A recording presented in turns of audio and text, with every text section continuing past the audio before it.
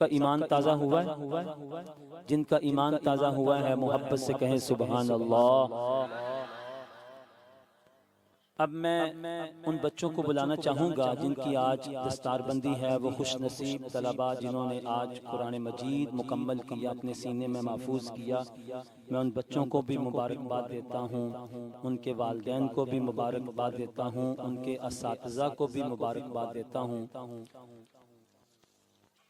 सबसे पहले हिफ़्ज़ वाले बच्चों में से खुबैब अकरम बिन चौधरी मोहम्मद अकरम, खुबैब अकरम बिन चौधरी मोहम्मद अकरम।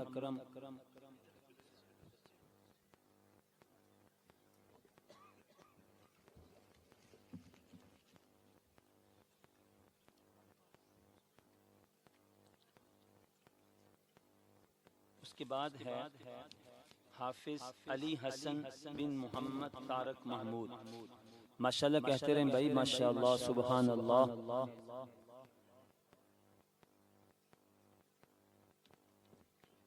हाफिज अली हसन बिन मोहम्मद तारक महमूद।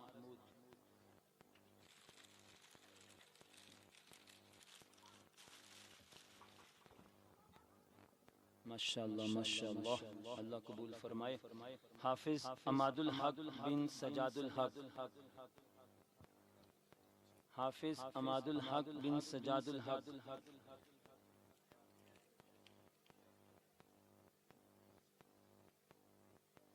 माशाल्लाह माशाल्लाह माशाल्लाह।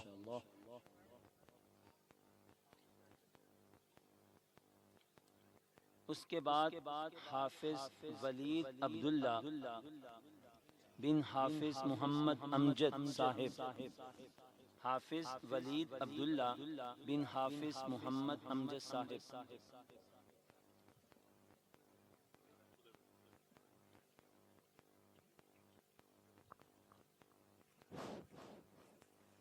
माशाल्लाह चौधरी तारक साहब ने 10,000 रुपए अपने बेटे की खुशी में कारी साहब की खिदमत की है, तो इनको बहुत बहुत मुबारक हो। और ये बहुत बड़ी खुशी है, इससे बड़ी कोई खुशी नहीं होती। तो चौधरी तारक साहब ने 10,000 रुपए दिए हैं कारी साहब के लिए, जो बच्चे के उस्ताद हैं। तो ये सबसे बड़ी खुशी है कि अपने बच्चे को हाफिज बनाना, और हमारे लिए ये सादत है। हमारे मदरसे में ये बच्चा पढ़ा है अल्हम्दुलिल्लाह। और इन्होंने कारी साहब के लिए और भी तोहफे काफी सारे दिए हैं। अल्लाह पाक इनका जो दिया हुआ है वो कबूल फरमाए और उस बच्चे को बाअमल बनाए, और अल्लाह पाक आगे भी इसको पढ़ने की तौफीक और हिम्मत अता फरमाए। माशाल्लाह अब वो खुश नसीब माशाल्लाह। ये चौधरी सज्जादुल हक साहब हैं, उन्होंने माशाल्लाह मिठाई भी दी है और 20,000 रुपए कारी साहब को दिए हैं। 20,000 रुपए दिए हैं और मिठाई भी दी है माशाल्लाह। चौधरी सज्जादुल हक साहब ने दिए हैं अपने बेटे की खुशी में, और 10,000 रुपए दिए हैं भाई चौधरी अकरम काउंसलर साहब ने दिए हैं अपने बेटे की खुशी में, और मिठाई भी दी है। और ये जो सबसे बड़ी खुशी है, ये हमारे मदरसे का सबके लिए तोहफा है। कारी साहब के लिए 10,000 रुपए दिए हैं, और ये 10,000 रुपए दिए हाफिज अमजद साहब ने दिए हैं 10,000 रुपए। इनके बच्चे ने भी हिफ्ज किया है। ये कारी साहब के लिए 10,000 रुपए हैं, और मिठाई भी है, और भी काफी सारे तोहफे हैं। अल्लाह पाक इनका दिया हुआ कबूल फरमाए। ऐसे ही जो बच्चे हिफ्ज करते हैं, अल्लाह पाक उनको दुनिया और आखिरत दोनों जहानों में इनामात से नवाजते हैं। और अल्लाह पाक जो क़यामत का दिन होगा, तो ये बच्चे अपने वालिदैन की और रिश्तेदारों की शफाअत करके जन्नत में ले जाएंगे। अली रजा, तो ये अली रजा नाजरा मुकम्मल करने वाला बच्चा अली रजा अमीन, मेहरबानी जी। तो ये हैं जी भाई साहब। अच्छा नंबर 2 अबू सुफियान। ये बच्चे वो भी हैं जिन्होंने नाजरा पढ़ा है, और खास करके उनको बहुत बहुत मुबारक हो जिन लोगों के बच्चों ने हिफ्ज किया है। और हिफ्ज जो है ये माशाल्लाह क्या बात है, हर साल जो सालाना अपनी ये कॉन्फ्रेंस होती है, बच्चे 3, 4, 5 यहाँ से फारग होते हैं माशाल्लाह। तो इस दफा भी 4 बच्चों ने हिफ्ज किया है माशाल्लाह जी माशाल्लाह। मोहम्मद तलहा, माशाल्लाह जी इस्माइल छीना साहब ने अबी सुफियान के घर से आए हैं। अबू सुफियान साहब के घर से आए हैं। अबू सुफियान एक बच्चा है, तो उन्होंने 3000 रुपए कारी साहब को भी दिए हैं और मठियाई भी दी है।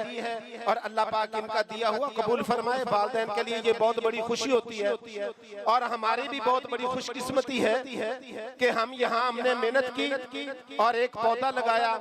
आज उस पौधे का हम फल खा रहे हैं और कैसा फल है, बहुत मीठा है। हमें खुशी हो रही है। अल्लाह पाक आपका आना और अपने आपके बच्चों का पढ़ना और कबूल फरमाए और इनको अल्लाह पाक बाअमल बनाए। माशाअल्लाह।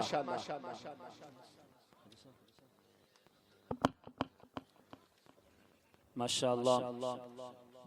मैं एक कलाम हजरत हसन और हजरत हुसैन रजी अल्लाह ताला अन्हुमा के हवाले से पढ़ के दावत दूंगा। बड़ा खूबसूरत सा कलाम है, अंजम नियाजी साहब का लिखा हुआ।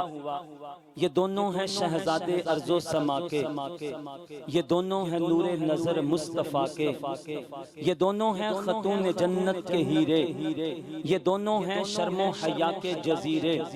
अली के ये बेटे निराले हैं दोनों, बड़ी शानो तौकीर वाले हैं दोनों, बहिश्ती जवानों के सरदार दोनों, नबी के बदन की है महकार दोनों। ये दोनों बहादुर हैं, दोनों सखी हैं, ये जाने रिसालत हैं, जाने अली हैं। ये कम तर कोई शय, आप तवज्जो थोड़ी सी मुझे दें, ये कम तर कोई शय कहाँ चूसते थे, मोहम्मद की दोनों जुबां चूसते थे। ये कम तर कोई शय कहाँ चूसते थे, मोहम्मद की दोनों जुबां चूसते थे। वुजू उनको आकर कराते थे कुदसी, जब भी उनकी आकर दुलाते थे कुदसी। तकद्दुस का गहरा समंदर थे दोनों, ये जन्नत का पकीज़ा मंजिल थे दोनों। नबी के थे लब और रुखसार उनके, वो लेते थे बोसे कई बार उनके। वो सीने से उनको लगाते थे अक्सर, वो शानों पे उनको बिठाते थे अक्सर। जहां पर से आला घराना है उनका, दो आलम का महबूब नाना है उनका। नबी नाज उनके उठाता था अंजुम, नबी नाज उनके उठाता था अंजुम, मोहब्बत से उनको मनाता था अंजुम। अब मैं नात रसूल मकबूल सल्लल्लाहु अलैहि वसल्लम के लिए हाफिज अब्दुल हादी साहब वो आए और नात रसूल मकबूल सल्लल्लाहु अलैहि वसल्लम से हमारे दिलों को मुनव्वर फरमाएं।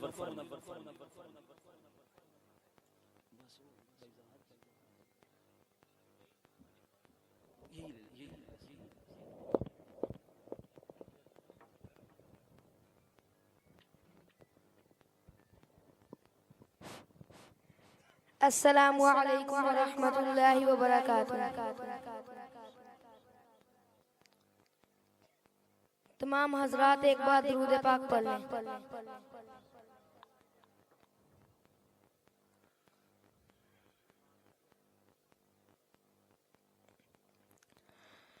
वो शहरे महब्बत जहाँ मुस्तफा है, वही घर बनाने को दिल चाहता है।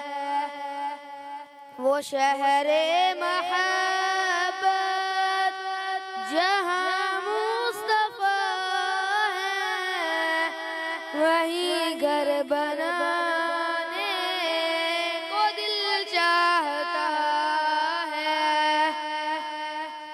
वो सोने से कंकर, वो चांदी सी माटी, नजर में बसाने को दिल चाहता है। वो शहरे महब्बत जहाँ मुस्तफा है, वही घर बनाने को दिल चाहता है। जिहादे महब्बत की आवाज गूंजी, कहा हंज़ला ने ये दुल्हन से अपनी। जिहादे महब्बत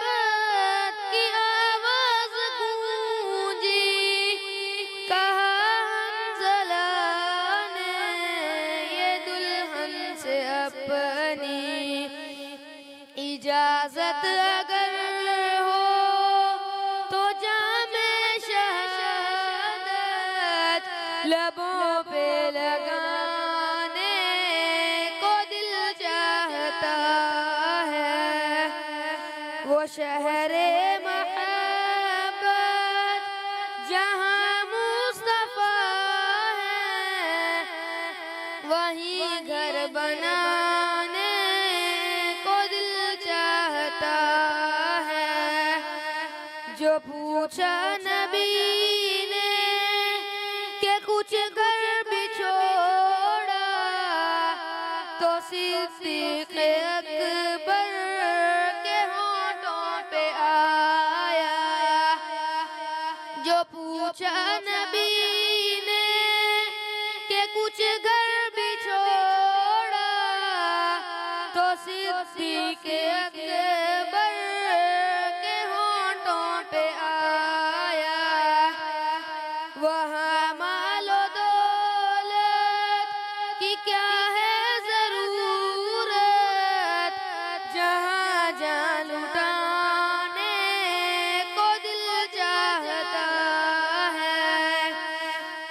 वो शहरे मोहब्बत जहाँ मुस्तफा है, वहीं घर बनाने को दिल चाहता है। मैं इंतज़ामिया की तरफ से कुर्ब जवार से तशरीफ़ लाए हुए तमाम मुअज़्ज़िज़ उलमा इकराम का शुक्रिया अदा करता हूँ। अल्लाह ताला आपका आना अपनी बारगाह में कबूल फरमाए। अब मैं हमारे इस प्रोग्राम के रूह रवां, इस प्रोग्राम के मेहमान खुसूसी पीर तरीक़त, रहबर शरीयत, आलिम बअमल, मखदूमुल उलमा, फ़ज़ीलतुश शेख जनाब हज़रत मौलाना ख्वाजा अब्दुल माजिद सिद्दीकी साहब, मैं उनसे माज़रत भी करता हूँ, उनको कुछ इंतज़ार करना पड़ा। हज़रत मौलाना ख्वाजा अब्दुल माजिद सिद्दीकी साहब।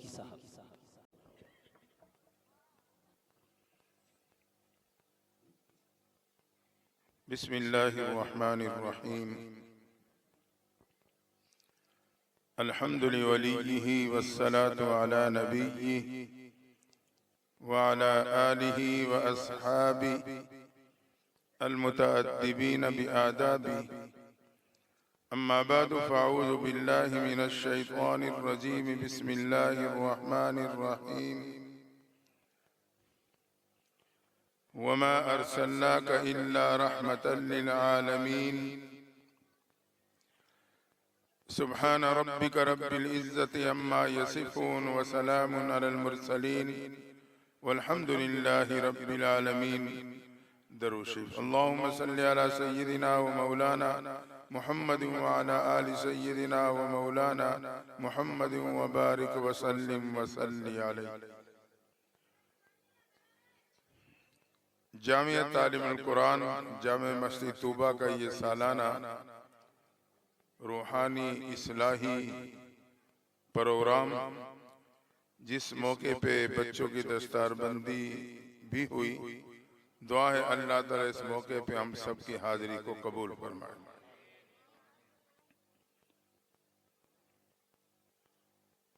अल्लाह ताला इरशाद फरमाते हैं, वमा अरसलनाका इल्ला रहमतल लिल आलमीन। महबूब पैगंबर, हमने आपको नहीं भेजा मगर तमाम आलम के लिए रहमत बनाकर।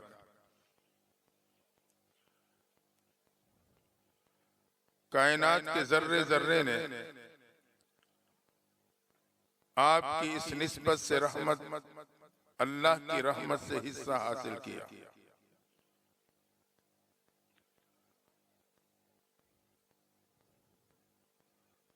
हत्ता कि अल्लाह ताला ने आपकी जात मुबारक को दोनों आलम के लिए रहमत बना दी।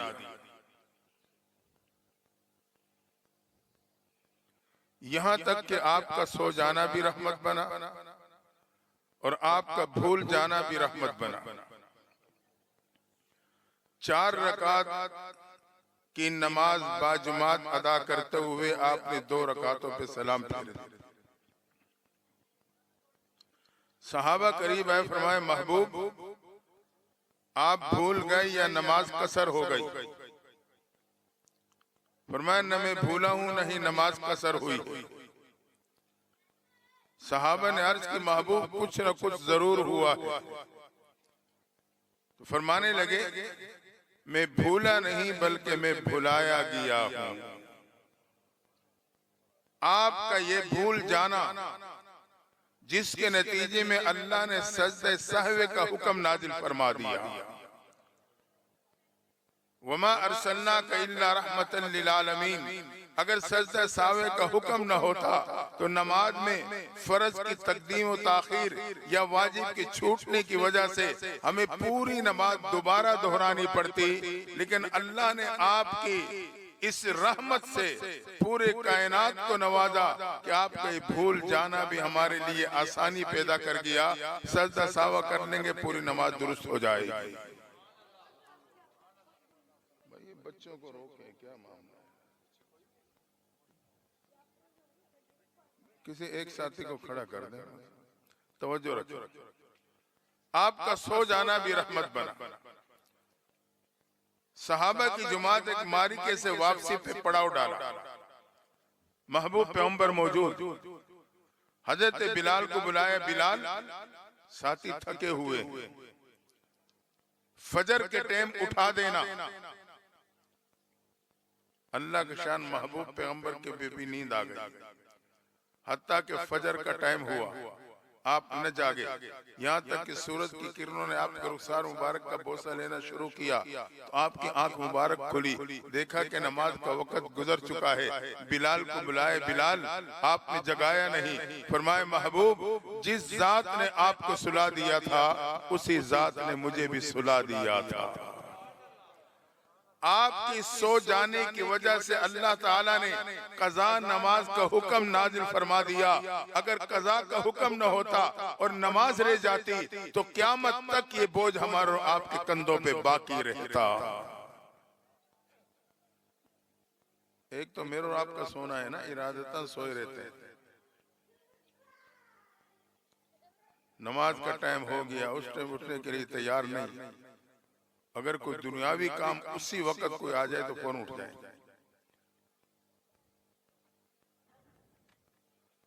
इससे हटकर कुदरती तौर पे इत्तेफाकन ऐसी नींद गालिब आ जाए, आ गई, या कोई और मामला बना कि नमाज कज़ा हो गई तो अल्लाह ने हुक्म नाज़िल कर दिया कि कज़ा पढ़ लेना, तुम्हारी नमाज को कबूल कर लूंगा।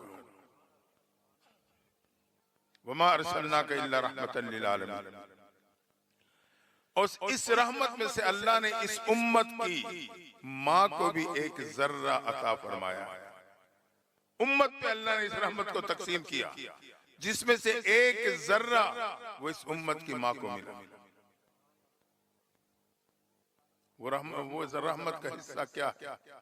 महबूब पैगंबर ने फरमाया, अल जन्नत तख्त अक़दामिल उम्महात, तुम्हारी जन्नत तुम्हारे माँ के कदमों के नीचे है। ये उस रहमत का हिस्सा। फरमाया, जो अपने माँ बाप के चेहरे को मोहब्बत भरी निगाहों से देखेगा अल्लाह उसे मकबूल हज उम्रे का सवाब अता कर देगा। हम जाते हैं हज उम्रे के लिए, गारंटी नहीं है, हमें यकीन नहीं है कि हमारी उम्रा कबूल हुआ नहीं हुआ। लेकिन घर बैठे अगर माँ बाप को मोहब्बत की नजर से देख लिया, महबूब फरमाते हैं मकबूल हज उम्रे का सवाब अता कर दिया जाएगा। ये उस रहमत का हिस्सा है जो एक माँ को अल्लाह ने दे दिया।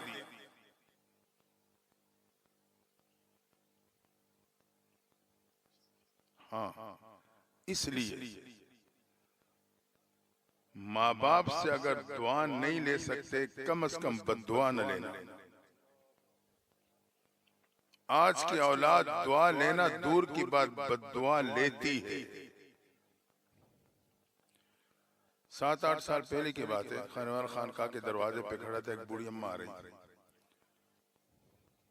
अंदाजा हुआ कि मेरी तरफ रुख है, करीब आई। बात करने से पहले उसका दिल भरा है, आंखों में आंसू आ गए। मैंने थोड़ा हौसला दिया, अम्मा क्या बात है, क्यों परेशान हो, बताओ तो सही। रोते हुए कहने लगी, बेटा मेरी नौजवान औलाद मुझे कुतिया कह के पुकारती है। बूढ़ी माँ थी, टोकती होगी, रोकती होगी, औलाद कहती नौज बिल्ला, ये भौंकती रहती। तो आज इस दौर से हम और आप गुजर रहे हैं। इसलिए अपने नस्लों को, औलाद को जोड़ दें मसाजिद और मदारिस के साथ।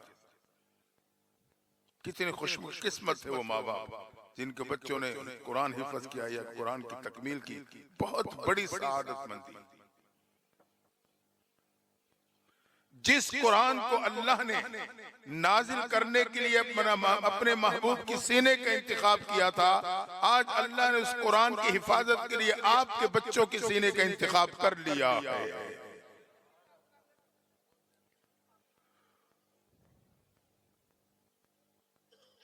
तो माँ बाप से दुआएं लेने की कोशिश करें। पैगंबर इस्लातो वस्सलाम ने अपने मीलाद के मौके पे उम्मत के नाम एक पैगाम छोड़ा। पैगामात कई हैं, लेकिन ये एक पैगाम आपके सामने रखता हूं। हम और आप भी खुशियां मनाते हैं ना हर साल, अपने दिल को खुश करने के लिए। ये कभी नहीं सोचा कि ऐसी खुशी मनाऊं कि रोजे अतहर में मेरे महबूब का दिल खुश हो जाए।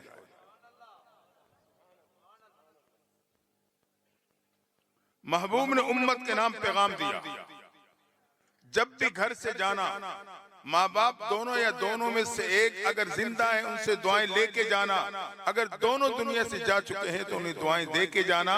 अल्लाह आपको बाफियत वापस घर लौटा देगा। हाँ, इब्राहिम अलैहिस्सलाम ने जब अल्लाह के हुक्म पर हजरत हाजर और बुढ़ापे के औलाद है इस्माइल को मक्का के चटिल मैदानों में छोड़ा और मुल्क के शाम चले गए, एक अरसे बाद ख्वाब आया।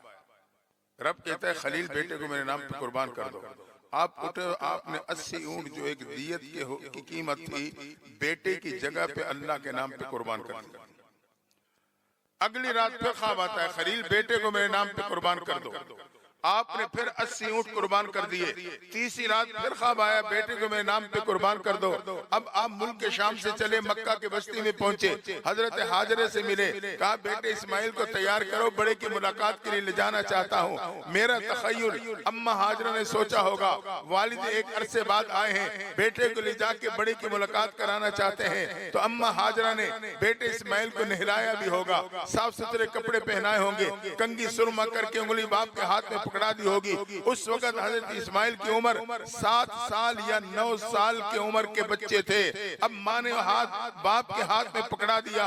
अब ये बच्चा है जो माँ से रुखसत हो रहा है, लेकिन ढेरों दुआएं लेता हुआ जा रहा है। नतीजा क्या निकला? चला तो इस्माइल था, वापस लौटा तो ज़बीहुल्लाह बन चुका था।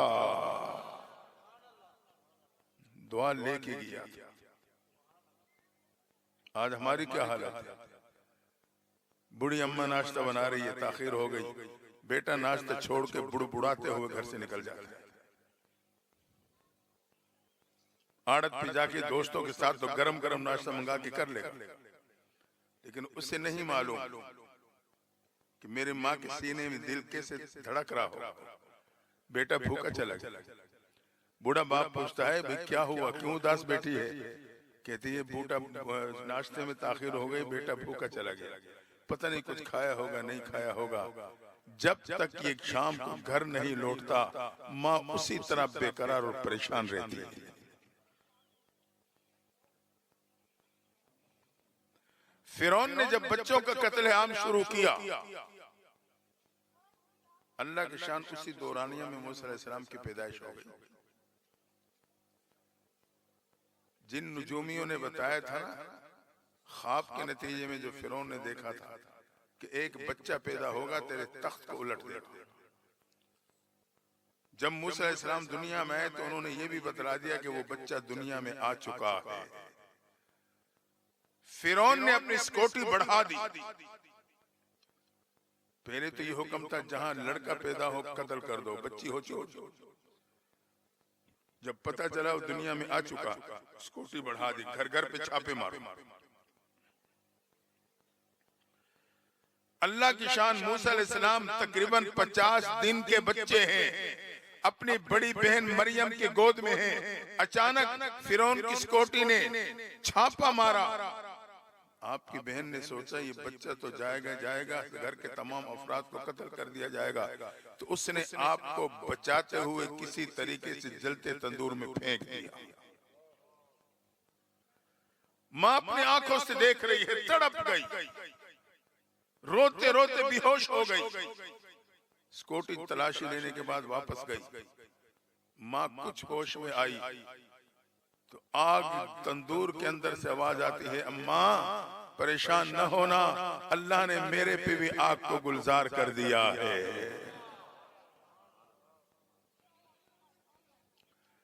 तो जब स्कूटी बढ़ी तो मूसा अलैहिस्सलाम की मां ने एक संदूक बनवाया, बच्चे को संदूक में बंद किया और दरिया के मौजों के हवाले करने के इरादे से संदूक को दरिया के किनारे पे रखा। माँ पहले पानी में उतरी, फिर संदूक को पानी की सतह पे लाया गया। अब माँ अपने हाथों से संदूक को धकेल कर बच्चे को दरिया के मौजों के हवाले करने लगी है। ये वो लम्हा है, बेटा माँ से रुखसत हो रहा है, लेकिन ढेरों दुआएं लेता हुआ जा रहा है। नतीजा क्या निकला? चला तो मूसा था, एक वक्त आया अल्लाह ने कलीमुल्लाह बना दिया था। इमामुल अंबिया ताजदार मदीना मोहम्मद रसूलुल्लाह सल्लल्लाहु अलैहि वसल्लम की पैदाइश हुई। कुछ अरसा बाद बनु साद कबीले की 10 औरतें मक्का की बस्ती का सफर करती हैं। बच्चों को गोद में लेंगी, पालेंगी, कुछ मुआविजा मिलेगा, घर का सर्कल चलेगा। अल्लाह की शान 10 में से एक के सवारी ने साथ न दिया, 9 आगे निकली, इंतजार करने लगी। हलीमा पहुंची, फिर चल पड़ी, फिर उसकी सवारी ने साथ न दिया। 9 में से एक ने कहा, छोड़ो हलीमा को, हमारे भी रास्ता मारेगी, जल्दी मक्का के बस्ती में पहुंचो, मालदार बच्चों को उठा लो, या कम से कम जिसका बाप मौजूद हो, यतीम न हो, उसे गोद ले लो, कुछ न कुछ मुआविजा तो मिलेगा। 9 के 9 मक्का के बस्ती में पहुंची। यके बाद दीगरे आमना के दरवाजे पे भी जाती हैं, लेकिन अल्लाह को इन 9 के 9 दामन अपने महबूब की तरबियत के लिए पसंद नहीं थे, क्योंकि उनके दामन में माल दौलत की मोहब्बत ने जन्म लिया था। हिर सोहबत उनके दामन में खेलते नजर आते थे। रब नहीं चाहता था मेरा महबूब इनमें से किसी एक दामन में तरबियत पाए, तो अल्लाह ने 9 के 9 को अपने महबूब के दर से महरूम लौटा दिया। मक्का के बस्ती से बच्चों को लेते हुए जाने लगी। पूरा दिन गुजरा के इतने में हलीमा पहुंच गई। एक एक दरवाजे पे जाती है, बच्चा है नहीं, बच्चा है नहीं, बच्चा है नहीं। आखिरकार किसी ने कहा, बीबी मक्का में कोई बच्चा नहीं रहा सिवाय एक के। एक के तरफ बुलाने वाला एक ही रह गया था। हलीमा पहुंची, आमना के दरवाजे पे दस्तक दी, दुआ सलाम के बाद हलीमा पूछने लगी, बच्चा है? आमना ने कहा, हाँ बच्चा है। बाप है? आमना के आंखों में आंसू आ गए। कहा, बाप नहीं, बच्चा यतीम है। अब रब को हलीमा का दामन इतना पसंद था कि पहले से अल्लाह इस दामन के इंतखाब महबूब की तरबियत के लिए कर चुका था, क्योंकि हलीमा के दामन में इल्म ने जन्म लिया था। सब्र और तहम्मुल हलीमा के दामन में खेलते नजर आते थे। रब चाहता था कि मेरा महबूब इसी दामन में तरबियत पाए। यही वजह है कि पीछे बस्ती में कोई बच्चा बाकी न रहा हलीमा के पहुंचने पर। क्यों? रब को यह भी बर्दाश्त न था, जब हलीमा को पता चलेगा मेरा महबूब यतीम है तो किसी और बच्चे का ख्याल जहन में न आ जाए, ये तो यतीम है, इसको छोड़ो, फला बच्चे को उठा लेती हूँ। अब कोई और एहतिमाल तो था नहीं, तो हलीमा कहने लगी, आमना चलो मुझे दिखाओ तो सही। आमना हलीमा को लेके चली।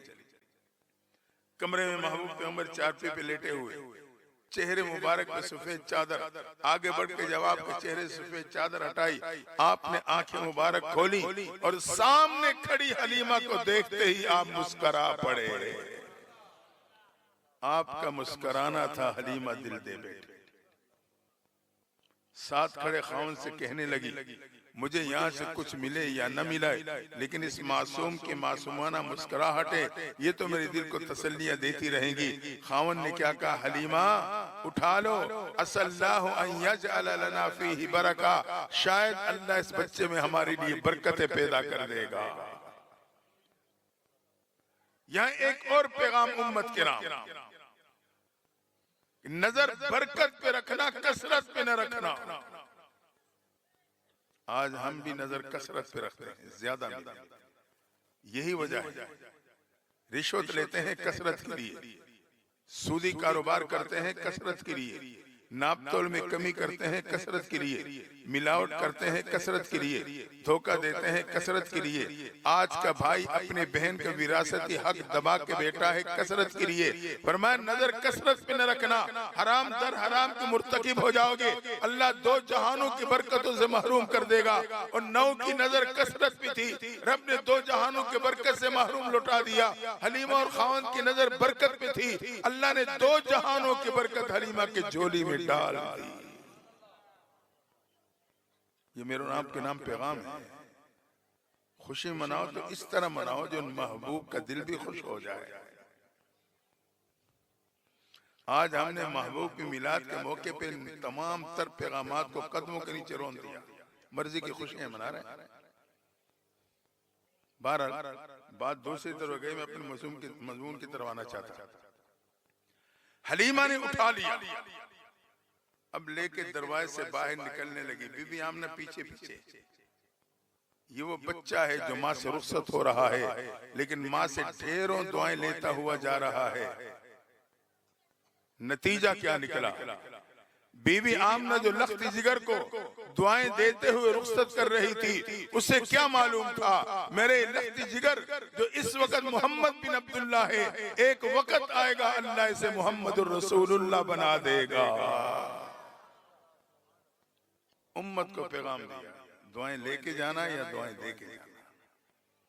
आज नौजवान औलाद घर से निकलती है, बद्दुआ लेके निकल रही होती है। फिर हम हाथ उठा उठा के मांगते हैं, क्या बरकतें मिलेंगी। बुजुर्गों से दुआएं करवाने की कोशिश करते हैं। घर में जो बूढ़े 2 बुजुर्ग माँ बाप की सूरत में मौजूद हैं, उनसे दुआ लेने के लिए तैयार नहीं। माँ बाप से दुआ लेने का मिजाज बना। मूसा अलैहिस्सलाम ने एक मौके पे दुआ मांगी, अल्लाह तो दुनिया में उस शख्स से मेरी मुलाकात करा दे जो जन्नत में मेरा साथी होगा। रब तो कादिर है, आलिमुल गैब है। फरमाया मेरे पैगंबर मूसा अलैहिस्सलाम फलां इलाके में चले जाना, उसकी फलां बस्ती में एक नौजवान गोश्त का फट्टा लगाए बैठा है, वो आपकी जन्नत का साथी। मूसा अलैहिस्सलाम ने खुशी खुशी ज़ाद राह बांधा, रवाना हो गए। दुनिया में जन्नत के साथी की ज़ियारत कर लूंगा। उस इलाके में पहुंचे, इलाके से उस बस्ती में पहुंचे, देखा कि उस बस्ती में चंद दुकानों पर मुश्तमिल एक छोटा सा बाजार है। नजर पड़ी कि उसमें एक नौजवान गोश्त का फट्टा लगाए बैठा गोश्त बेच रहा है। आप एक तरफ खड़े हो गए ताकि मालूम कर सकूं इसका कौन सा अमल है जिसने इसको ये अजमत अता फरमाई है। जब आपने देखा तो ताज्जुब की इंतहा न रही। वो तो आम से नौजवान था, किसी से सख्ती से बात करता है, किसी से तलखी से बात करता है, गोश्त बेचता रहा। आखिरकार थोड़ा सा गोश्त उसने साफ सुथरा करके कपड़े में बांधा, फट्टा बंद किया, घर की तरफ चल दिए। मूसा अलैहिस्सलाम पीछे चले। इरादा ये किया मैं इस रात को इसके बाद ठहरता हूँ ताकि वजह मालूम कर सकूं। करीब जाके कहा, नौजवान तेरा मेहमान हूँ, रात को ठहरना चाहता हूँ। नौजवान आपको पहचान तो न सके कि वक्त के पैगंबर मूसा अलैहिस्सलाम हैं, लेकिन मेहमान नवाजी करते हुए आपको घर ले आए, सहन में चारपी पे बिठा दिया, खुद गोश्त लेके बच्चों की तरफ लौटा। मूसा अलैहिस्सलाम ने देखा कि सहन की दूसरी तरफ चारपी पे एक बुढ़िया माँ लेटी हुई है, जान गई उसकी वालदा होगी। नौजवान कुछ देर बाद खाना तैयार करके अपने हाथों में उठा के लाया। एक हाथ से बूढ़ी अम्मा को सहारा दे के बिठाया, दूसरे हाथ से रोटी नरम कर करके माँ को खिलाने लगा। माँ ने जब सेरो के खाना खाया, दोनों हाथ उठे, दुआ मांगने लगी। मूसा अलैहिस्सलाम मुतवज्जे हो गए। बूढ़ी अम्मा ने 2 दुआएं मांगी। पहली दुआ ये थी, अल्लाह तो दुनिया में मुझे मूसा अलैहिस्सलाम का दीदार करा देना। दूसरी दुआ ये थी, या अल्लाह तो जन्नत में मेरे इस बेटे को मूसा अलैहिस्सलाम का साथी बना देना। आप तड़प कर आगे बढ़े। अम्मा मुबारक हो, अल्लाह ने तेरे दोनों दुआएं कबूल कर ली। वक्त का पैगंबर मूसा अलैहिस्सलाम हूं और तेरे बेटे को अल्लाह ने जन्नत में मेरा साथी बना दिया। तब पता चला कि ये उस बूढ़े माँ बाप की दुआ का नतीजा था कि अल्लाह ने इस नौजवान को ये मकाम और अजमत अता कर दी थी। हाँ, माँ बाप की दुआओं में बड़ी ताकत है। अब बड़ी आसानी से आज हम दुआ को छोड़ के बददुआ ले रहे हैं, हमें एहसास भी नहीं होता। परवाह तक नहीं होती। तो माँ बाप की दुआएं लें।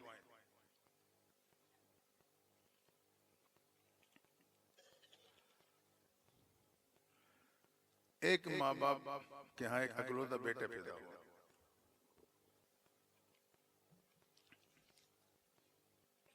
पाला संभाला, पढ़ाया लिखाया, माशाल्लाह तालीम याफ्ता बना, बासलाहियत था,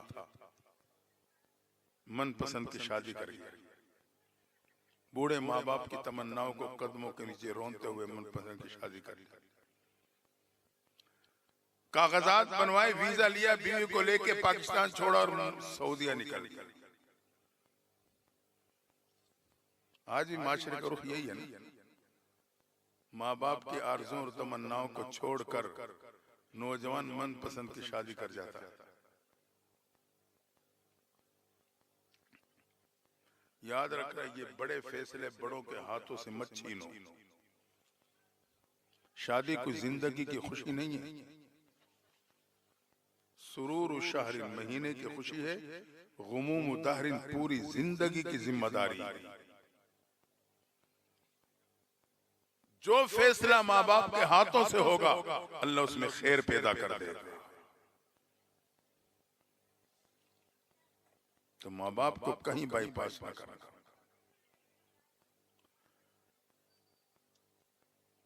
पीछे माँ बाप की खिदमत करने वाला कोई फर्द नहीं घर में।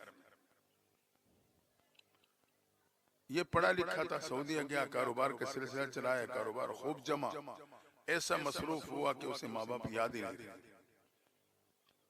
25 साल का अरसा गुजरा, एक दफा भी वापस आके खैर खबर नहीं ली। टेलीफोन का जमाना तो था नहीं। एक दिन खाना काबा के तवाफ कर रहे, तवज्जो कर,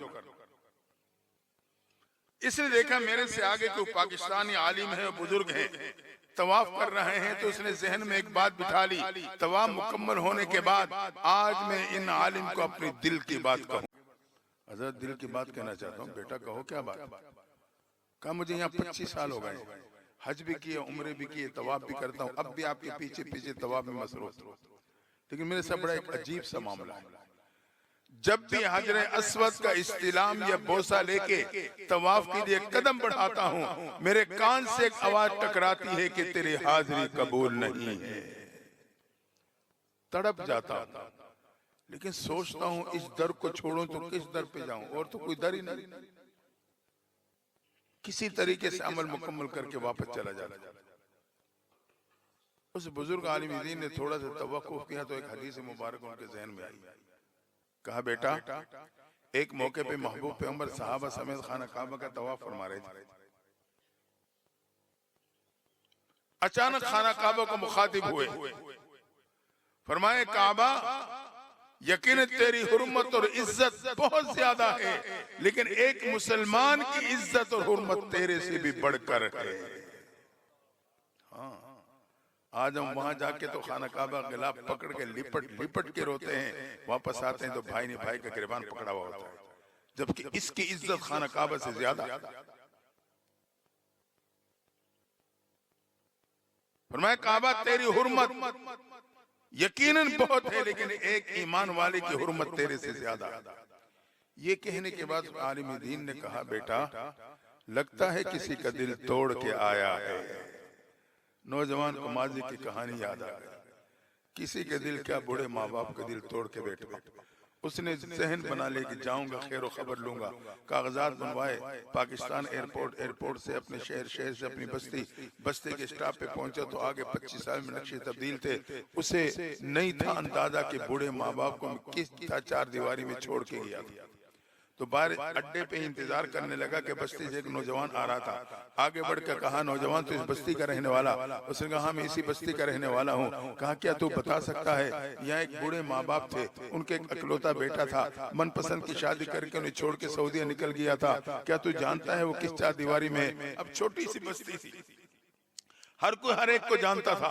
नौजवान ने कहा हाँ मैं जानता हूँ, उनका एक बदबख्त बेटा था जो उन्हें छोड़ के सऊदीया निकल गया, एक मर्तबा भी खैर खबर नहीं ली। 4 दिन कबल उसका बूढ़ा बाप दुनिया से जा चुका है, उसकी बूढ़ी माँ 4 पीपे लागर हालत में पड़ी है, कोई खिदमत करने वाला नहीं है। अब बस्ती में कभी किसी को ख्याल आ जाए कुछ न कुछ खाने को भिजवा देते हैं। मेरी अम्मी भी कभी कभी कोई चीज मुझे देती है, कहती बेटा जा बड़ी अम्मा के पास, लेकिन अपने हाथों से खिला के आना। मैं जब भी जाके बड़ी माँ को अपने हाथों से खिलाता हूँ, मेरे आंख क्या देखती है, उसके होंठ हिल रहे होते हैं। जब मैं कान लगा के सुनता हूँ तो मैं ये सुनाई ये देता है कि वो इस वक्त भी अपने उसी बेटे का नाम लेके याद कर रही होती है। नौजवान की चीखें निकल गई, कहा वो बदबख्त मैं हूं। आगे बढ़ा, 4 दीवारी के पास पहुंचा तो कदम रुक गए। माँ तो मुझे करीब नहीं आने देगी, वो तो मेरे सलाम का जवाब भी नहीं देगी, बोलेगी नहीं मेरे से, मुझे देखेगी भी नहीं, लेकिन हिम्मत करके कदम बढ़ाए। काश को उसे पता होता माँ कहते किसको है। दोस्त 4 सिफात हैं जिनको जमा करने उससे माँ जन्म लेती है। इखलास, मोहब्बत, ईसार और सब्र। वो औलाद के लिए मुखलिस है, बेलोस मोहब्बत है, ईसार से काम लेती है। हर खैर में औलाद को आगे रखेगी, खुद पीछे रहेगी। पहले खिलाएगी फिर पिलाएगी, पहले पिलाएगी फिर पिएगी, पहले सुलाएगी फिर सोएगी। ये ईसार का मामला है। अगर वो औलाद जवान होने के बाद बूढ़ी माँ को तकलीफ पहुंचाए तो फिर वही बूढ़ी माँ सब्र करती है। अगर कोई शिकायत कर दे तो कहते मैं क्या करूं, ये बदबख्त निकला, मैं तो इसकी माँ हूं ना, मैं तो कुछ नहीं कह सकती। तो ये 4 सिफात जमा हो जाए तो इससे माँ बनती। खैर कदम दाखिल किए, गया, माँ 4 पे लागर हालत में पड़ी। 4 के पास गया, कहने लगा अम्मा तेरा फला बेटा आ गया हूँ।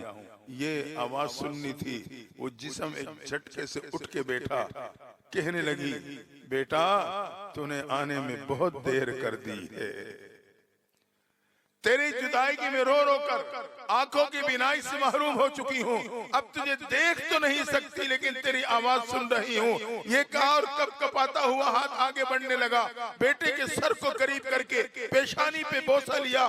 बोसा लेते ही एक झटके से जिस्म गिरा और हमेशा के लिए ठंडा हो गया। औलाद समझती है कि माँ बाप औलाद को भूल जाते हैं। याद रखना यह औलाद की एक भूल है, वरना माँ बाप औलाद को कभी नहीं भुलाते हैं। नाराजगी की कैफियत अपनी जगह पे।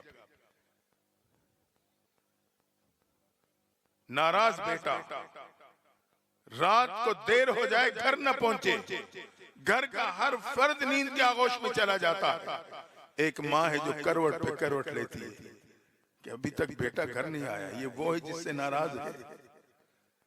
जैसे वो घर में कदम रखता है उसके बाद जाके माँ आराम की नींद सो जाती है।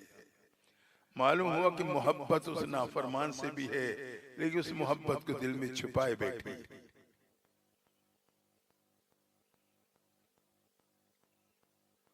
कायनात में 2 हस्ती हैं जो भुलाने पे भी नहीं भुलाती, याद रखना। एक अल्लाह की हस्ती है, एक अम्मा की हस्ती। दोनों का वजन भी एक है, हुरूफ की तादाद भी एक है, असरात भी एक है।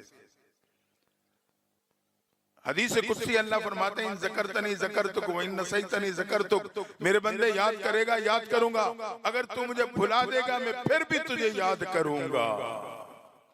यही तो वजह है अल्लाह नाफरमान को भी रात को भूखा नहीं सुलाता, हत्ता के काफिर को भी रात को भूखा नहीं सुलाता। फरमाया तू भुला देगा तब भी मैं तुझे याद करूंगा। या फिर अम्मा की हस्ती है जो भुलाने पे कभी नहीं भुलाती।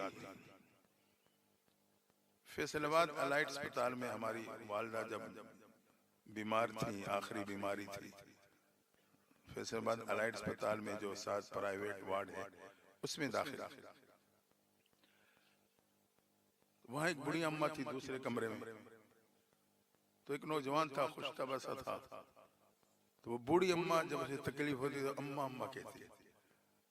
तो नौजवान कहने लगा, उसके कमरे में गया, अम्मा आप तो खुद नानी और दादी की उम्र की हो, आप भी अम्मा अम्मा कहती है। उसने बड़ी अजीब बात कही। उसने कहा, बेटा जब मैं अम्मा कहती हूँ तो मुझे सुकून मिलता है। या अल्लाह के नाम में सुकून है या अम्मा के नाम में सुकून है।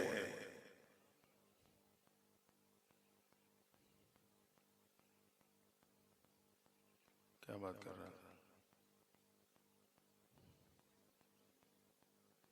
इससे पहले हाँ, 12 माँ बाप से दुआएं लेने की कोशिश करें, बद्दुआ न रहे। अब हम और आप खुद अपना जायजा लें कि हमारी जिंदगी किस नहज पे गुजर रही है। बूढ़े माँ बाप नाराज हैं, पकड़ लें कदम, इसमें बेइज्जती तो नहीं है। आप पांव पे पड़ जाओगे, लिपट जाओगे, वही बूढ़े माँ बाप रोते हुए आपको सीने से लगा लेंगे। मालूम हुआ कि उनके दिल में अंदर मोहब्बत थी, लेकिन नाराज की वजह से छुपाए बैठे थे। जब बेटा लिपट गया तो बस रोना छोड़ दिया। तो अल्लाह ने उस रहमत में से एक हिस्सा इस उम्मत की मां को दिया है,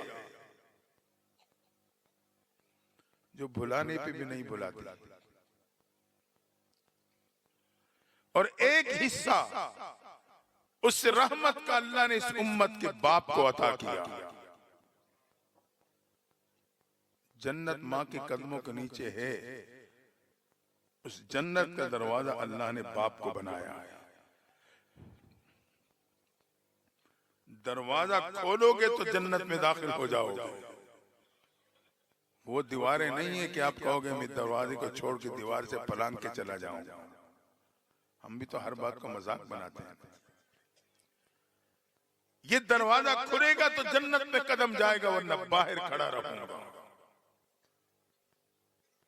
आज हालत ये है,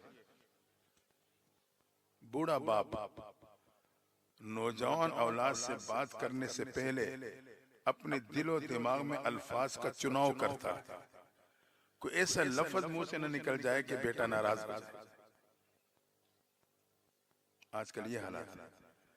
वो अंदर ही अंदर अल्फाज का चुनाव करेगा, कहीं ऐसा लफ्ज न बोल बैठो कि औलाद नाराज हो जाए।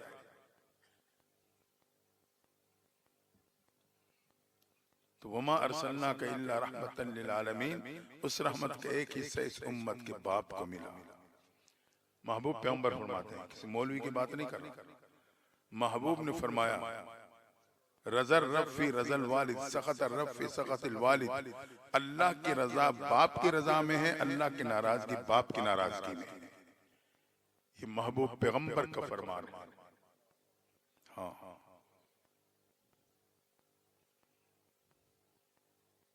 तो उस रहमत में से एक हिस्सा अल्लाह ने बाप को दिया।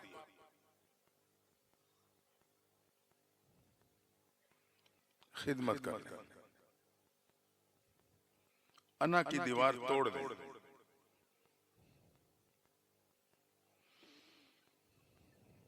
मेरी दुनिया और आखिरत दोनों संवर जाएंगे।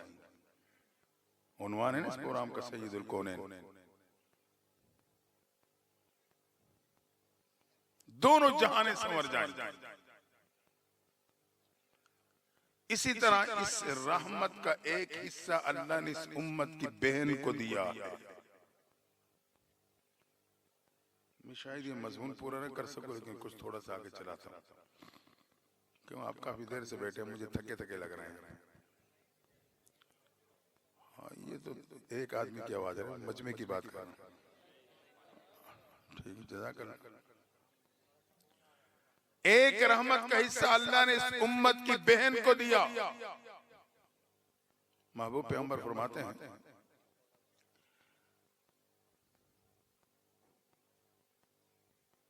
कि जो बहन के साथ हुस्न सलूक करता है, अल्लाह उसके रिज़्क को बढ़ा देता है। गालिबन ग़ज़वे हुनैन का मौका है कि बहुत से कैदी गिरफ्तार हुए, बहुत सा माल हाथ लगा, माल गनीमत, माल तकसीम हुआ सहाबा में, कुछ कैदी कैद हुए और कुछ कैदियों के लिए मामलात तय किए जा रहे थे।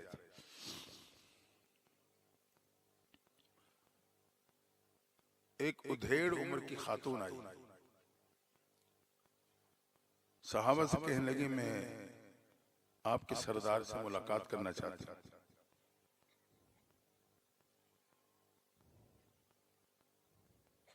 जब उनके साथ दो तीन बातें हुई, कहा कि आपके सरदार का क्या नाम है? उनका मोहम्मद सल्लल्लाहु अलैहि वसल्लम। अच्छा, को जाके अपने सरदार से कह दो आपकी बहन शीमा आई है, आपसे मिलना चाहती है। महबूब तो पैगाम का फौरन ले आओ। आपने अपनी कमली उतारी, फर्श पे बिछा दी, कहा बहन इसके ऊपर बैठो, इसके ऊपर बैठो। वो उन कैदियों में कैद होके आई थी। बहन को बिठाया, साथ खुद बैठ गए। बचपन की बातें शुरू हो गई, बचपन की बातें। बहन कहने लगी भाई मोहम्मद, भाई थे ना तो इस अंदाज से बात करते,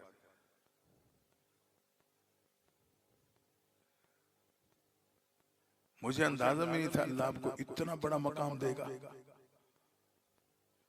फिर कहने लगी आपको याद है मैं आपको लोरियां दिया करती थी, गोद में उठाती बिठाती थी, खिलाती थी। ये बचपन की बातें होती रही। महबूब ने फरमाया बहन मेरे पास रहना चाहती हो या काफिले में जाना चाहती हो? शीमा ने कहा मैं काफिले की तरफ जाना चाहती हूँ। तो महबूब ने फरमाया मैं आपको आजाद करता हूँ। बहन कहने लगी अगर अकेली में गई तो कौम को मैं क्या मुंह दिखाऊंगी? सारों को कैद में छोड़ के अकेली वापस आ गई। तो आपने अपनी बहन के एजाज में तमाम कैदियों को रिहा करवा दिया और सारा माल गनीमत वापस लौटा के इज्जत के साथ रवाना कर दिया। आज के भाई की क्या हालत है? ये तो आम सी बात है कि बहन के विरासत हक दबा के बैठा है। नहीं जी, मैंने तो उन्हें कहा था। अब घर के चार बंदों के दरमियान बैठ के बहन से कहो हिस्सा लेना है, वो तेरी तरह पागल तो नहीं है कि हाँ लेना है। हालांकि होना ऐसे ही चाहिए, बहन कहे कि मैंने लेना है, लेकिन वो जानती है अगर कहूंगी लेना है तो भाई छूट जाएगा। वो तो तुझे छोड़ने के लिए तैयार नहीं है, तू उसका माल दबा के बैठ गया।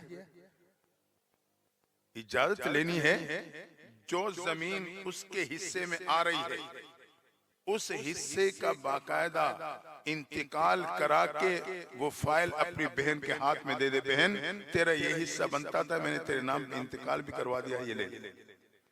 फाइल हाथ में लेने के बाद अगर वो कहते हैं भाई बस ये मैंने आपको दिया, मुझे जरूरत नहीं है, तब तो आपका हक बनता है, वरना नहीं बनता है। तो हम सोचे तो सही। तो अल्लाह ने उस रहमत में से एक हिस्सा बहन को दिया है जिसको महबूब पैगंबर ने इतनी इज्जतों से नवाजा, और एक हिस्सा उसमें से इस उम्मत की बेटी को मिला। बेटी को महबूब पैगंबर ने फरमाया जिस घर में एक या दो बच्चियां पैदा हो जाएं, माँ बाप उसकी तरबियत करने के बाद मुनासिब मौके पे उसकी का फरीजा अदा कर दें, मैं उसे क़यामत के दिन जन्नत की जमानत देता हूँ। मेरे आपकी जमानत नहीं, महबूब पैगंबर की जमानत है। ये वो रहमत का हिस्सा है जो इस उम्मत की बेटी को मिला। आज बेटी पैदा हो जाए तो हम परेशान हो जाते हैं।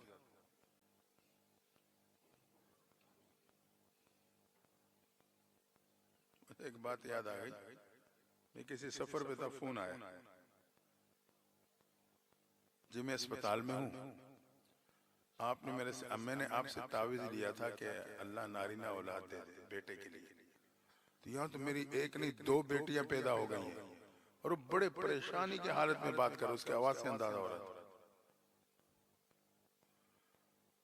मैंने कहा भाई जाहिरी कोशिश तो बंदों के इख्तियार में है, नतीजे तो रब के हाथ में है। फिर मैंने उसे समझाया, मैंने कहा ये अल्लाह ताला दिखाना बताना चाहता है, बेटा बेटी देना ये किसी पीर के हाथ में नहीं है। दुआ हो सकती है, कोशिश हो सकती है, तावीज वजीफा हो सकता है। जिसका तावीज पे ऐसा यकीन कि अल्लाह से यकीन हट जाए होगा तो यहीं से सब कुछ होगा, उसे फिर अल्लाह दिखाता है कि ये तावीज नहीं है, काम तो मैं करता हूं, एक नहीं 2 बेटियां भी दे दूंगा। तो हमें अल्लाह से नहीं टूटना। बाज मिजाज ऐसे होते हैं वो रब से कट जाते हैं। पीर तो खुद रब का मोहताज है, वो तो खुद उसी रब के सामने हाथ फैला के मांगता है। हमने नौज बिल्ला से मुख्तार कुल समझ लिया। बहरहाल तो अल्लाह ने इस रहमत में से एक हिस्सा बेटी को दिया। बेटियां जन्नत की जमानत है, इस पे खुश होना चाहिए। दुनिया में अल्लाह की रहमत है, आखिरत में जन्नत की जमानत है। वमा अरसलनाका इल्ला रहमतल लिल आलमीन, अल्लाह ने इसी रहमत से एक हिस्सा इस उम्मत की ताजिर को दिया। ताजिर दुकानदार। महबूब पैगंबर फरमाते हैं अत्ताजिरु सुद्दूकुल अमीन माअन नबिय्यीन व सिद्दीकीन व शुहदा। मेरे उम्मत का वो ताजिर जिसने अपनी तिजारत को अमानत और सदाकत के बुनियाद पर चलाया, क़यामत के दिन अल्लाह बनी इसराइल के अंबिया, शुहदा और सिद्दीकीन के सफों में खड़ा फरमा देंगे। क्योंकि अमानत और सदाकत ये नबी की सिफात है। जो इस बुनियाद पे कारोबार करेगा अल्लाह उसे अंबिया के सफों में खड़ा करेगा। ये उस रहमत का हिस्सा है जो अल्लाह ने इस उम्मत के ताजिर और दुकानदार को दिया। ये मकाम वैसे नहीं मिले, ये जो अल्लाह ने ये सारी चीजें तकसीम की हैं, ये हकीकत में आपकी निस्बत से उसी रहमत की तकसीम है इस उम्मत के अफराद पर। और एक रहमत का हिस्सा अल्लाह ने इस उम्मत के मजदूर को भी अता किया। एक मजदूर आया, महबूब से सलाम किया।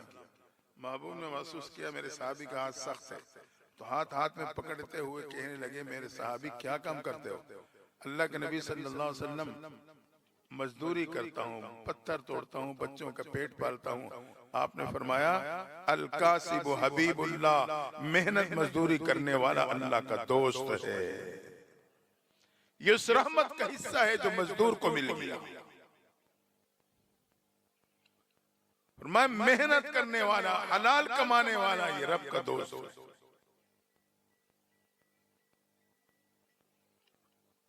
और इसी तरह एक रहमत का हिस्सा इस उम्मत के आलिम को मिला। महबूब ने फरमाया अल उलमा वरसतुल अंबिया, मेरे उम्मत के उलमा अंबिया, बनी इसराइल के मेरे उम्मत के उलमा अंबिया के वारिस हैं। इतना बड़ा मकाम के अंबिया की विरासत इनके हक में आ गई।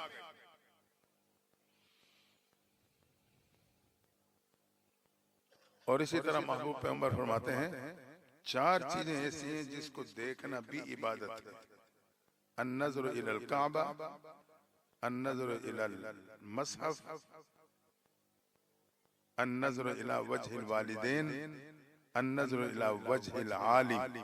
खाना काबा को देखना इबादत, कुरान को देखना इबादत, माँ बाप को देखना इबादत, एक आलिम को देखना भी इबादत है।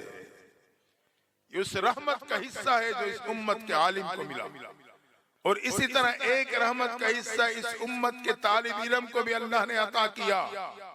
हदीस में आता है मैं जब एक तालिब इल्म के तलब में जाता है, जन्नत उसकी तलब में निकल पड़ती है।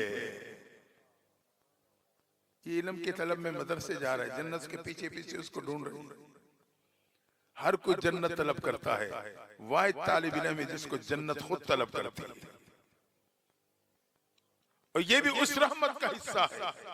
फरमाए इस तालिब इल्म के कदमों के नीचे फरिश्ते अपने परों को बिछा देते हैं।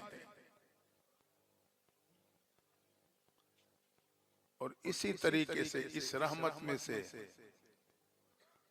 एक हिस्सा जानवर को भी मिला। इंसान तो इंसान। एक ऊंट आया, महबूब की खिदमत में सर झुका लिया, कुछ बुड़बुड़ाने लगा, बात करने लगा। महबूब बोली समझते थे।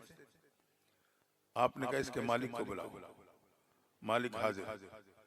फरमाया इस पे जुल्म करते हो, ये शिकायत कर रहा है अल्लाह के नबी सल्लल्लाहु अलैहि वसल्लम, मेरा मालिक मुझे खाना थोड़ा देता है, काम ज्यादा लेता है। आपने फरमाया ज्यादा काम लो तो फिर ज्यादा खाना भी डालो। तो इस रहमत का हिस्सा था जो जानवर को भी रब ने दिया। जिन्नात को भी इस रहमत का हिस्सा मिला। हदीस में आता है कि जो हड्डियां लोग फेंक देते हैं, ये अगर खुश्क हो जाए तो इससे पेशाब न खुश करना। अब तो वैसे ही मामला ही बिगड़ा हुआ है। पहले मिट्टी का डेला या टिश्यू पेपर कोई चीज इस्तेमाल करके पेशाब खुश किया जाता था, फिर पानी इस्तेमाल किया जाता था। फरमाया अगर ऐसी जगह पे हो जहाँ कोई चीज नहीं, हड्डी पड़ी हो, उससे पेशाब खुश न करना, क्योंकि इस हड्डी पे अल्लाह ताला जिन्नात के लिए खुराक पैदा करता है। जिन्नात को भी अल्लाह ने उस रहमत में से हिस्सा दिया, उसका भी लिहाज किया गया। हत्ता कि दुनिया से जाने के बाद मरने वाला भी महबूब की इस रहमत से महरूम नहीं हुआ। आपने फरमाया मरने वालों को बुरे अल्फाज से नहीं बल्कि अच्छे अल्फाज से याद किया करो। ये महबूब को फरमान है, जो फौत हो जाए उससे बुरे अल्फाज से याद न करना, अच्छे अल्फाज से याद करना उसी रहमत का हिस्सा। तो वमा अरसलनाका इल्ला रहमतल लिल आलमीन, अल्लाह कहते हैं महबूब हमने आपको तमाम आलम के लिए रहमत बना के भेजा। एक जहन बना, कोशिश करें हम भी इस रहमत के मुस्तहिक बन जाएं। आज हमारी जुबानी जमा खर्च, हम भी इस रहमत के मुस्तहिक बन जाएं।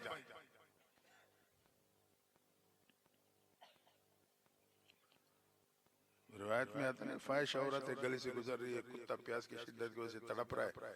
उसने देखा तो जहन में बात आई, चलो कुत्ता है लेकिन जान तो है, प्यास की शिद्दत से तड़प रही है। तो उसने अपने जूते से अपना कपड़ा बांधा और कुआं करीब था, पानी निकाल के औरत का फैसला दे दिया। एक हकीर जानवर की खिदमत के नतीजे में मगफिरत नसीब हो गई। ये उस जानवर को उस रहमत का हिस्सा मिला था। तो कायनात के जर्रे जर्रे पे अल्लाह ने इस रहमत को तकसीम कर दिया। तो हम अपना जहन बनाए, हमने भी ऐसी जिंदगी गुजारनी है कि हम भी इस रहमत के मुस्तहिक बन जाएं। आज हमारी और आपकी गफलत की इंतहा है। जिस नबी की शिफात की उम्मीद पे हम जिंदगी गुजार रहे हैं ना, आज उसी के तरीके को सुन्नत समझ के हम छोड़ देते हैं। तो यार सुन्नत ही तो है, नौजुबिल्लाह, कोई फर्ज वाजिब थोड़ी। जिस नबी की शिफात की उम्मीद पे जिंदगी बसर कर रहा हूं, आज का उम्मती उसी का तरीका, उसी जात की सुन्नत को सुन्नत समझ के की तो नबी का तरीका है, नौजुबिल्लाह छोड़ देता। यही समझते हैं ना भाई, कोई फर्ज वाजिब तो नहीं है, अल्लाह का हुक्म तो नहीं है, मेरे नबी का तरीका। अंदाजा लगाएं हम किस रुख पे जा रहे हैं। और सुन्नत समझ के नबी का तरीका समझ के छोड़ देता। सुन्नत किसको कहते हैं? जो नबी का तरीका हो।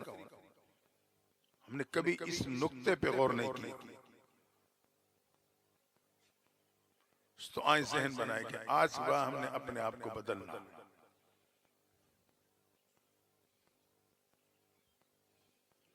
नबी के तरीकों से अपनी जिंदगी को मुज़य्यिन करना, ताकि अल्लाह की इस रहमत के मुस्तहिक ठहर जाए।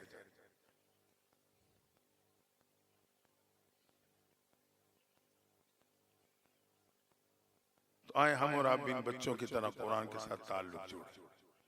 ये ये बच्चे कितने खुशकिस्मत। कुरान पढ़ने वाले बच्चे सुबह शाम अल्लाह की बोली बोलते हैं। कुरान रब की बोली है। ये वो खुशकिस्मत बच्चे हैं जो सुबह शाम अल्लाह की बोली बोलते हैं, और जो किसी की बोली बोले उसे उस पर प्यार भी आता है। तो अल्लाह को भी इन पे प्यार आता है। उस्ताद पढ़ाता है, बच्चे पढ़ते पढ़ते। तो आज के बाद अपने घरों को कुरान की तिलावत से आबाद करें। खुद बाकायदा थोड़ा ही सही, लेकिन रोजाना जरूर तिलावत करें, एक रुकू ही क्यों ना।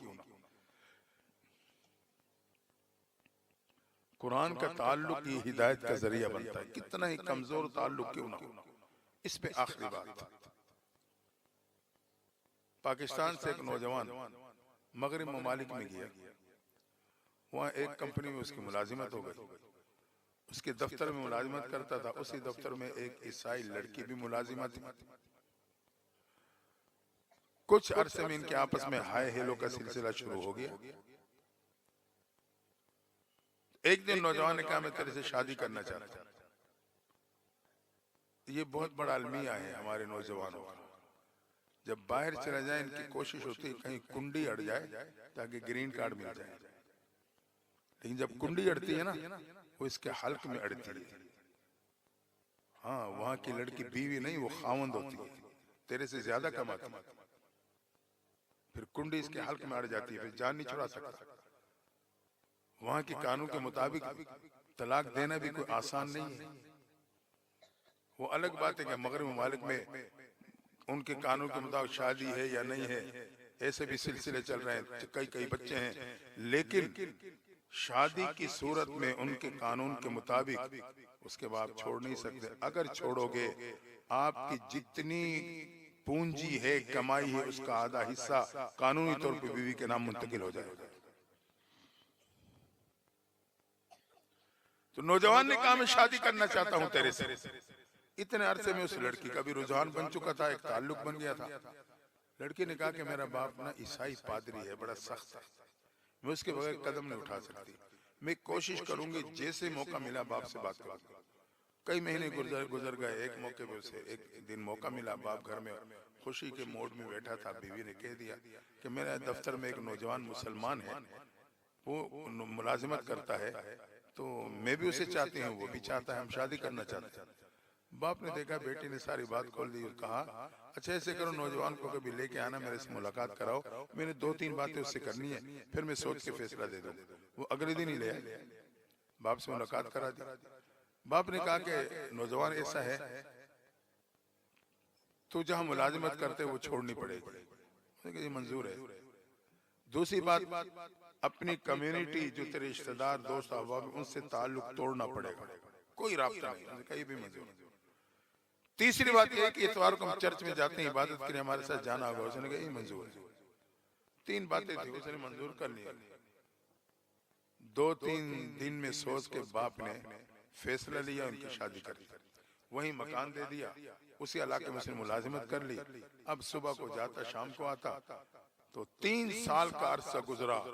अजीज अकारिब ढूंढ ढूंढ के मायूस हो गए। मालूम नहीं जमीन निकल गई, आसमान उछक गया, नौजवान गया तो कहां गया। रब की कुदरत 3 साल बाद या अपनी कम्युनिटी के एरिया में जो मस्जिद थी उसमें वुजू करते हुए इमाम साहब को नजर आ गया। सारे जानते थे, तलाश करते रहे। इमाम साहब ने सोचा नौजवान जमीन से निकला, आसमान से टपका, अचानक कहां से आ गया। नजर रखी, उसने वुजू किया, वुजू करके नमाज पढ़ी। नौजवान ने साथी को भेजा, ऐसे कहो कि आपको कारी साहब बुला रहे हैं। आगे कारी साहब ने उसे कमरे में बिठाया, दुआ सलाम खैर खैरियत, चाय मंगवाई, इकराम किया। अब पूछने लगे नौजवान 3 साल से कहां था। उसने अपने एक वाक़या सुनाया जो आपको सुना के बाद खत्म कर रहा। कारी साहब में फला कंपनी के दफ्तर में मुलाजिमत करता था, जहाँ एक ईसाई लड़की भी मुलाजिमत थी। चंद महीनों में हमारे आपस में एक ताल्लुक हाय हेलो का सिलसिला शुरू हुआ। मैंने अपनी बात उसके सामने रखी, उसने बाप से बात की, बाप ने मुझे बुलवाए, 2-3 बातें रखी, मैंने उसे मंजूर कर लिया। मुख्तसर है कि हमारी शादी हो गई, वहाँ मकान हमें मिल गया, मुलाजिमत में वहीं करने लगा, इसलिए पीछे राब्ता मैंने बिल्कुल खत्म कर दिया। कहते मेरे पास कुरान का नुस्खा था और कुछ भी नहीं था। वो हमारे घर के बरामदे में एक ताजका सा था, उस पे कुछ ईसाइयत की किताबें पढ़ी थी, मैंने कुरान का नुस्खा भी वहीं रख दिया।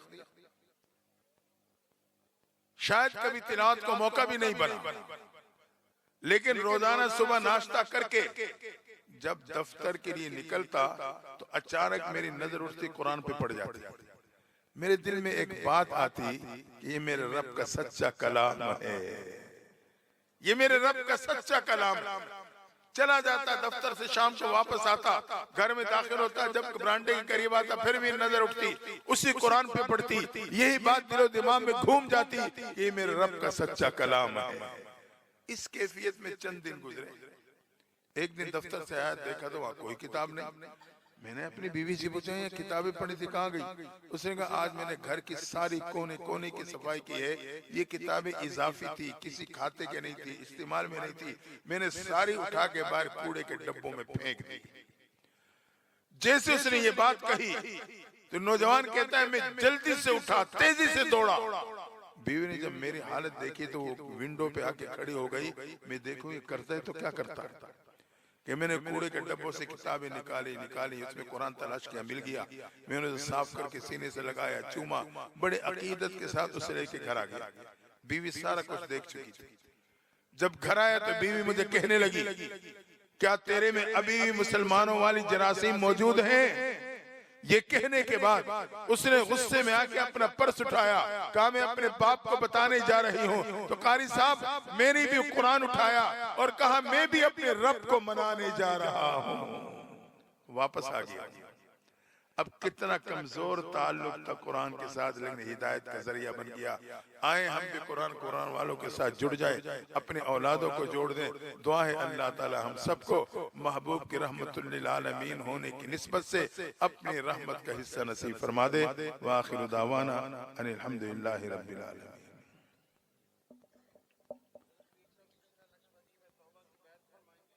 बैत का सिलसिला भी अभी होगा। रुमाल जिन बच्चों के पास हैं या बड़ों के पास हैं वो साथ मिलाते जाएंगे। इस सिलसिले में नक्शबंदियों में तौबा की बैत है। जो साथी पहले बैत हैं वो तजदीद कर लेंगे, जो बैत होना चाहते हैं तो वो ये कपड़े से कपड़ा जोड़ लेंगे ताकि इत्तिसाल हो जाए। अगर कहीं कपड़ा नहीं पहुंच रहा और वो बैत करना चाहते हैं तो वो वैसे नियत करके कलिमात पढ़ेंगे तो वो बैत में शामिल हो जाएंगे। मस्तूरात भी अगर पर्दे में प्रोग्राम को समात कर रही हैं तो वो वहीं से नियत करके बैठ जाएं, कलिमात कहलवाए जाएंगे, वो पढ़ती जाएंगी तो वो भी बैत में शामिल हो जाएंगे। ये पैगंबर सल्लल्लाहु अलैहि वसल्लम से कई किस्म के बैतें साबित हैं। बैत अलल ईमान, बैत अलल जिहाद, बैत अलल हिजरत, बैत अलल मौत। हुदैबिया के मुकाम पे जो बैत हुई थी ना, 1400 सहाबा से बैत ली थी, ये बैत अलल मौत थी। हज़रत उस्मान गनी को आपने मुज़ाकिरात के लिए अहले मक्के के पास भेजा। उनके वापस आने से पहले प्रोपेगंडा हो गया कि मक्का वालों ने उस्मान गनी को शहीद कर दिया। तो आपने 1400 सहाबा से बैत ली कि हम उस्मान गनी का बदला लेंगे, मर जाएंगे, पीछे नहीं हटेंगे। तो ये बैत अलल मौत थी। और एक बैत है बैत अला तर्क मासी, गुनाहों के छोड़ने की बैत। वही हमारे सिलसिला नक्शबंदिया में जो बैत होती है ये गुनाहों की छोड़ने की बैत होती है। इसको तौबा की बैत भी कहा जाता है। तो बहरहाल आप मेरे साथ पढ़ें, औज़ु बिल्लाहि मिनश शैतानिर रजीम, बिस्मिल्लाहिर रहमानिर रहीम, आमन्तु बिल्लाहि कमा हुआ बिअस्माइहि व सिफातिहि व क़बिलतु जमीअ अहकामिहि इक़रारुम बिल लिसान व तस्दीकुम बिल क़ल्ब, अस्तग़फिरुल्लाह रब्बी मिन कुल्लि ज़ंबिन व अतूबु इलैहि। या अल्लाह बचपन से लेकर अब तक जो गुनाह किए हैं उससे तौबा करते हैं, हमारे गुनाहों को माफ फरमा। या अल्लाह ये वादा करते हैं तेरी दीन की खिदमत करेंगे, अपनी जान से हो, माल से हो, अपनी ताकत के मुताबिक। और ये वादा करते हैं जायज़ हुक्म में मुर्शिद की मुखालिफत नहीं करेंगे। आप सिलसिला नशबंदियों में शामिल हो चुके हैं। जैसे कि एक डॉक्टर नमक देने के बाद कागज पर नुस्खा लिखता है, नुस्खा जेब में रख लूं फायदा नहीं होता, इस्तेमाल करूं इफाका होता है। ये एक रूहानी इलाज की तरतीब है। बैत करने के बाद इसका मुख्तसर से नुस्खा, उसकी पाबंदी रहे तो दिल की दुनिया पलट जाती है। पहला वजीफा दरूद शरीफ की तस्बीह है, अल्लाहुम्मा सल्ली अला मुहम्मद व अला आलि मुहम्मद, को नमाज वाला हो या मुख्तसर सल्लल्लाहु अलैहि वसल्लम, ये मुख्तसर भी है मुकम्मल भी है। 24 घंटे में कम से कम एक तस्बीह दरूद शरीफ की किया करें। दूसरा वजीफा इस्तिगफार है, अस्तगफिरुल्लाह रब्बी मिन कुल्लि ज़ंबि व अतूबु इलैहि, एक तस्बीह इस्तिगफार की करें। तीसरा वजीफा कुरान मजीद की तिलावत है, रोजाना एक पारा हो, आधा पारा हो, पाव हो, रुकू दो रुकू, हाफिज कुरान मंजिल के मुताबिक पढ़े। बिलफर्ज किसी बुजुर्ग या जो नौजवान ने अभी तक कुरान नहीं पढ़ा, वो कल से कारी साहब से पढ़ना शुरू कर दे, वही उसका वजीफा हो जाएगा। ये 3 वज़ाइफ आपने जुबान से करने हैं, दरूद शरीफ, इस्तिगफार और कुरान शरीफ की तिलावत। चौथा वजीफा है दिल का जिक्र। उसकी तरतीब ये कि आप हर वक्त उठते बैठते चलते फिरते ध्यान रखें, मैं जैसे मेरे मुंह में जुबान अल्लाह का नाम लेती है, इसी तरह से दिल है और ये कहता है अल्लाह अल्लाह अल्लाह। ये आपने बुलंद आवाज से नहीं कह रहा, दिल ही दिल में आपने जिक्र करना है कि मेरे दिल अल्लाह अल्लाह कह रहा है। और मस्तूरात काम करते हुए भी दिल पे तवज्जो रखेंगे तो उनका ये वजीफा होता रहेगा। आखिरी वजीफा मुराकबा है, 24 घंटे में जब भी टाइम मिले आंखें बंद करके बैठ जाएं, ख्याल करें दुनिया से ताल्लुक खत्म हो चुका, अल्लाह की रहमत तेज बारिश की शक्ल में सुनहरी रंग में मेरे दिल पे बरस रही है। दिल पे जो गुनाहों के जंग और स्याही लगी वो धुलती जा रही है। ख्यालात बहुत आएंगे लेकिन आप बार बार दिल की तरफ मुतवज्जह रहे, आहिस्ता आहिस्ता ख्यालात में कमी आती चली जाएगी। और आखिरी अमल वजीफा वो है राब्ता शेख। जैसे एक मरीज डॉक्टर से रब्ता रखता है अपनी तबीयत नुस्खे के हवाले से, मुरीद मुर्शिद से रब्ता रखता है अपनी कैफियत अपने वज़ाइफ के हवाले से। रब्ते की एक आसान तरतीब, क्योंकि हर बंदा अपनी जगह पे अपनी जिम्मेदारियों में मसरूफ है। खानवाल खानका पे महानमा जिक्र होती है, एक मर्दों की है एक औरतों की है। मर्दों की महानमा जिक्र हर महीने के जो पहला हफ्ते का दिन आता है उसकी मगरिब की नमाज पे, तारीख मुतय्यन नहीं है, दिन मुतय्यन है। हर महीने के यकम को हो या यकम के बाद हो, जो पहला हफ्ते का दिन आएगा उसके मगरिब की नमाज पे।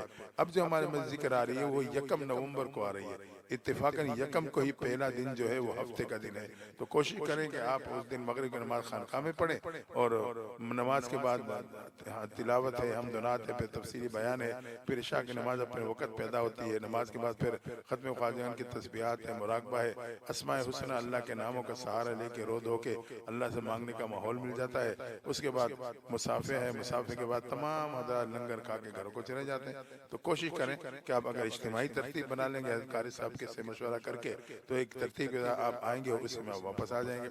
और मस्तूरात के लिए उलमा ने एक मसला लिखा है कि जिन दिनों में नमाज नहीं पढ़ी जाती उन दिनों में तिलावत भी नहीं की जाती, मगर बाकी वज़ाइफ करना उनके लिए जायज़ है। वो दरूशी पढ़ सकती हैं, इस्तिग़फ़ार पढ़ सकती हैं, अल्लाह अल्लाह कर सकती हैं, मुराक़बा कर सकती हैं, दुआएं मांग सकती हैं, ये तमाम वज़ाइफ करना उनके लिए जायज़ है। तो ये जारी रहेंगी तो वज़ाइफ भी होते रहेंगे, आदत भी नहीं ख़त्म होगी वज़ाइफ की।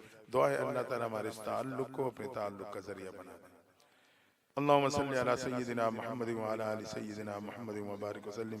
अल्लाह हम सब की हाज़िरी कबूल फरमा, सुनने सुनाने को कबूल फरमा। या अल्लाह इस प्रोग्राम को कबूलियत अता फरमा, पूरे इलाके के लिए रुश्द हिदायत का ज़रिया बना, खैर व बरकत का ज़रिया बना। या अल्लाह कारी साहब दावत बरकात मिलालिया हमारे यहाँ इमाम ख़तीब हैं या मुदर्रिस हैं, अल्लाह उनकी कावशों को कबूल फरमा, अल्लाह उनकी मेहनतों को कबूल फरमा। या अल्लाह जिन नौजवानों ने बुजुर्गों उनके साथ या अल्लाह इस कावश में हिस्सा मिलाया उन्हें भी कबूलियत नसीब फरमा। अल्लाह माए बहनों बेटियां जो प्रोग्राम को पर्दे में समात कर रही हैं, अल्लाह उन्हें भी दीन दुनिया की इज्जत नसीब फरमा दे। अज़दिवाजी ज़िंदगी में खाउंद औलाद की खुशियाँ अता फरमा, औलाद के दुख दर्द से गम से महफूज फरमा। या अल्लाह हम सब पे रहम व करम का मामला फरमा, उम्मत मुस्लिमा पे रहम फरमा, मुसलमानों की मदद और नुसरत फरमा, मुल्क पाकिस्तान की हिफाजत फरमा, तमाम उलमा मसाजिद मदारिस खानका या अल्लाह तो इनकी हिफाजत फरमा ले। अल्लाह तबलीगी जमात अकीदा खत्म नबूवत तमाम की हिफाजत फरमा। या अल्लाह रहम करम का मामला फरमा, अल्लाह हमारे उठे हाथों को कबूल फरमा। या अल्लाह हमारे उठे हाथों को कबूल फरमा। अल्लाह इस प्रोग्राम को महबूब पैगंबर की मोहब्बत का जरिया बना, महबूब पैगंबर की इत्तिबा का जरिया बना। अल्लाह मेरे महबूब पैगंबर की शिफात का जरिया बना। या अल्लाह हमारे उठे हाथों को कबूल फरमा। सल्लल्लाहु तआला अला खैरि खल्क़िही मुहम्मद व आलिही व अस्हाबिही अजमाइन बिरहमतिक।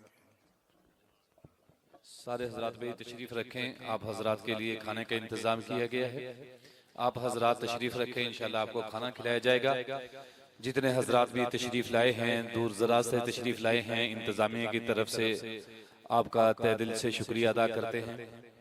तमाम हजरात तशरीफ रखें, इंशाल्लाह आपके लिए खाना लाया जा रहा है।